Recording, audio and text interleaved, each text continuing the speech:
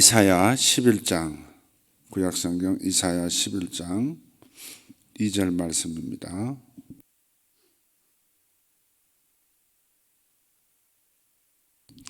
이사야 11장 2절 말씀.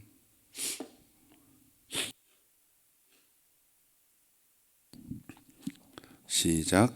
그의 위에 여호와의 영 곧 지혜와 총명의 영이요 모략과 재능의 영이요 지식과 여호와를 경외하는 영이 강림하시리니.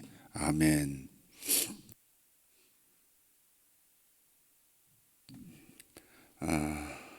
이건 예수님에 관한 예언입니다. 첫 번째, 예수님에 관한 이사야의 예언입니다. 예수님보다 700년 전에 이 땅에 존재했고 주의 사역을 했던 선지자 이사야의 예수님에 관한 예언인데, 그 예수님 위에 주님의 영이 임하신다 하는 그런 말씀입니다. 7가지인데요. 하나님의 그 성령에 관해서 표현할 때도 하나님의 그 7영이라 그런 표현을 하죠. 요한계시록에 보면 하늘 보좌에 어린 양 예수님이 계시고 아버지 하나님이 계시고, 그 어린 양 앞에, 어린 양과 하나님 아버지 앞에 7 등불 켠 것이 있으니 이는 하나님의 7영이라. 그렇게 하나님께서 당신 자신의 이 나타내 주심, 성령 하나님이 계시하실, 당신 자신을 나타내실 때 7가지 모습으로 나타내신다 하는 것을 표현하고 있는 겁니다. 7이라는 숫자는 하나님께서 7가지 모습만 이렇게 우리에게 나타내 주시는다는 말이 아니라 7이라는 숫자는 완전수이기 때문에 하나님은 당신을 다양하게, 이 세상의 그 어떤 사람도 평생 지루하지 않을 수 있도록 아주 다양한 모습으로 우리에게 자신을 나타내 주신다는 겁니다. 그것을 7영이라고 얘기하는 거예요. 그러나 7이라고 하면서 그리고 중요한 하나님의 성품, 그 당신의 능력을 이렇게 표현하고 있어요. 7으로 일단 표현을 하는 겁니다. 그래서 7이라는 숫자는 7이란 말이기도 하지만 모든 5를 말하기도 합니다. 그래서 우리는 성령 받은 사람으로서 지금 이 시대를 사는 세대를 온라인 세대라고 그러잖아요.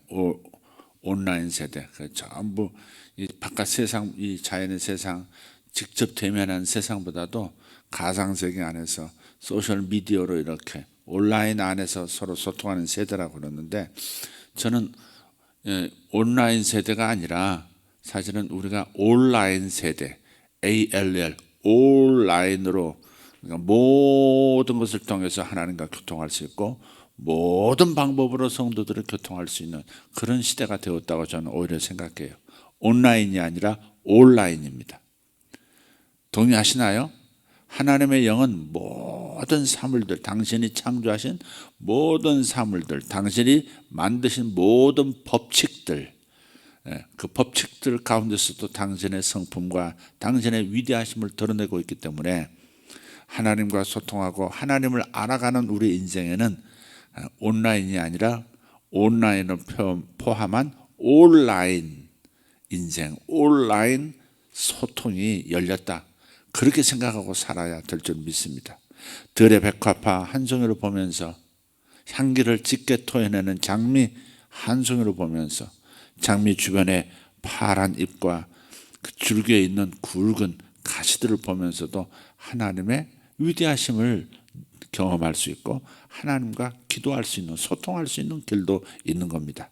흙 한 줌을 손에 쥐고서도 묵상할 수 있고 하나님과 소통할 수 있다. 그런 의미에서 온라인입니다. 온라인.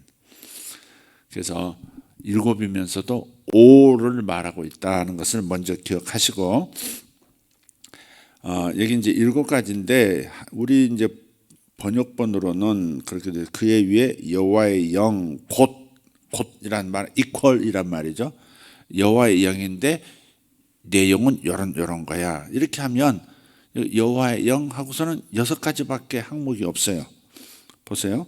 지혜의 영, 총명의 영, 모략의 영, 재능의 영, 지식과 지식의 영, 여호와를 경외하는 영. 6가지밖에 없어요. 근데 사실은 원문으로 보면 이렇게 여호와의 영 곧 하고서 이렇게 설명하는 듯한 이런 구조로 되어 있는 게 아니라 여호와의 영은 딱 하나예요. 영어로 보면 그냥 The Spirit of Lord로 되어 있어요. 그냥 여호와의 영으로 아니라 주의 영 이렇게 됐단 말이에요. 주의 영과 그 다음 위스덤의 영, 그 다음에 언더스탠딩의 영, 그 다음 모략, 카운셀의 영, 그 다음 마이트, 능력의 영, 그 다음 knowledge, 그 다음에 하나님을 경외하는, 하나님을 두려워할 줄 아는 영. 그래서 전부 7가지로 되어 있어요. 오늘 첫 번째만 잠깐 얘기할게요. 여호와의 영이라고 되어 있지만은 주의 영이라고 번역하는 것이 훨씬 더 정확합니다. 주의 영. 근데 The Spirit of Lord로만 해석하는 것이 아니라 The Spirit of Lordship이라고 이렇게 번역하고 해석하기도 합니다. 그냥 주되심의 영, 주님의 영이 아니라 주되심의 영, Lordship, 주님의 주님이 되심 말하는 거예요. 주되심의 영, 주의 영이 내게 임하면 어떤 마음이 생겼느냐? 어떤 상황 속에서도, 어떤 상황, 어떤 처지에서도 담대하여 통치할 수 있는 영을 로드십의 영이라, 그러니까 The Spirit of Lordship이라 그렇게 말하는 거예요. 예를 들면 이런 거예요. 모세가 엄청난 제국, 이집트의 파라오 앞에서 우리 포로를 노예인 히브리인들을 내보내라, 광야에 가서 하나님을 섬기게 하라, 이렇게 담대하게 그 지상 최대의 권력을 가진 그 왕 앞에서 그렇게 요청을 했을 때 바로 왕이 그냥 말 한마디로 저놈을 갖다 목베라 그러면 끝날 텐데, 바로가 모세를 죽이라고 명령하지 못한 까닭은 뭔가? 바로 하나님의 주의 영, 하나님의 하나님 되심, 주되신 영이 임하셔서 그런 겁니다. 통치의 영이 임하면 상황을 통제할 수 있고 사람도 통제할 수 있는 거예요. 어떤 상황에서도 어떤 대적자도 다스릴 수 있는 힘이 그에게 임하는 겁니다. 여러분, 우리가 받은 성령님, 우리 안에 계신 성령님은 The Spirit of Lordship, 주되심의 영입니다. 주됨의 영이에요. 그래서 그분의 통치의 영, 통제의 영이 내 안에 계시기 때문에 내가 믿음으로 그분이 나와 함께 하신다는 사실을 깨닫고 나면 담대해지고 불태진의 믿음을 갖게 되고 어떤 상황 속에서도 기가 꺾이지 않고 돌파할 수 있는 그러한 담대한 모습을 보이게 되어 있습니다. 여호수아도 마찬가지입니다. 여호수아서 1장 5절을 보면 여호수아야, 네가 어디로 가든지 내가 너와 함께 할 것이고 너를 떠나지 아니할 것이고 내가 너에게 명령한 모든 것을 다 이루도록 형통하게 할 것이라 말씀하셨어요. 그게 바로 주 되심의 영이 여호수아에게도, 모세와 함께 했던 것처럼 여호수아에게도 함께 하신다 했을 때 그 영은 바로 주의 영입니다. 주의 영, 주의 주되심의 영이 임하니까 여호수아가 단 한 번도 전쟁에 지지 않고 가나안 정복 전쟁에서 다 굴복시키고 가나안인들을 쫓아내고 다스리는 역사가 일어났던 것이죠. 그게 바로 주의 영이 임한 자의 모습입니다. 주의 영이 임한 자의 모습이에요. 그런 통치력이 있으면 모든 것을 다스릴 수 있는 거예요. 악한 영들도 다스릴 수 있는 것이고 어떠한 세력도 나를 해하지 못할 것이고 어떠한 상황도 나를 두렵게 하지 못하는 것입니다. 자, 어떻게 하면 우리가 우리 안에 임하신 성령님의 이 주되심의 영을 경험할 수 있을까? 우리가 끊임없이 그분의 위대하심을 찬양하고 그분의 전능하심을 기억하고 그분 앞에서 하나님의 말씀을 항상 묵상, 입으로 계속해서 읊조리면 담대함의 영, 즉 주되심의 영이 내게 나타나기 시작하는 겁니다. 내 안에 주되심의 영이 있습니다. 아멘. 내 안에 주되심의 영이 있는데 그 스피릿을 내게 부어주셨는데 그것이 내 현실은 왜 나타나? 어떤 사람은 다른 사람의 전화로 말만 들었는데 후들후들 떨리는 그런 사람. 나는 그런 말 절대 못해요. 이런 사람들.